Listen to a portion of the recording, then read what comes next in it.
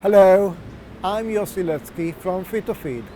As you can see, we are at an Israeli cooperative dairy. I'm going to speak shortly about the main guidelines for good management of young-born calves. Calving should take place in a clean and frequently controlled area, a place the farm staff can see the cows around the day.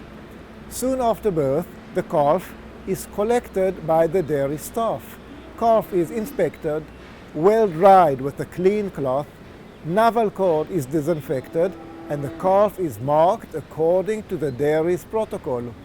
Then the calf can be moved to the rearing area by a clean wagon. There are many types of facilities for calf rearing. All of them have to be well cleaned and disinfected before putting the calf into his housing. Correct feeding of colostrum is most important. Colostrum must be milked from a clean and disinfected udder, and all equipment must be cleaned too. Feeding colostrum should be carried out shortly after birth. For the first feeding, use the best quality colostrum available. Warm the colostrum up to 40 degrees Celsius and feed the calf with 4 liters.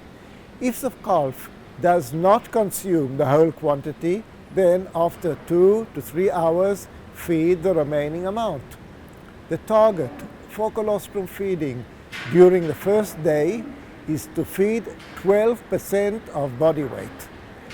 At dairies with good facilities and correct management protocols, problems of diarrhea and calf sickness should be minor.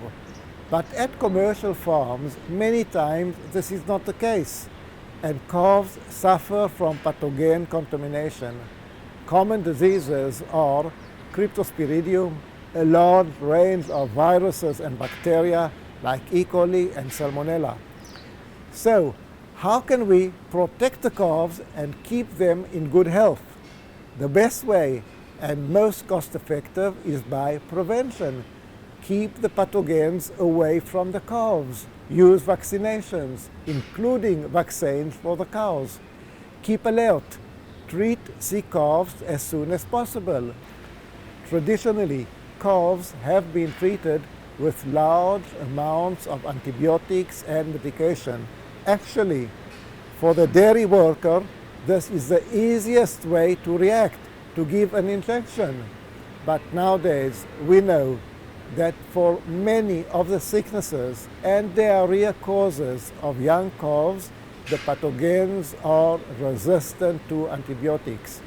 In addition, antibiotic treatment has a penalty. It makes the calf weaker and can damage the vital bacteria flora of the gut. When should medication be used for young calves? Only by vet's instructions. In cases in which the pathogen is known and medication is effective by using the recommended dose. Why should we try to reduce the use of medication in the dairy industry?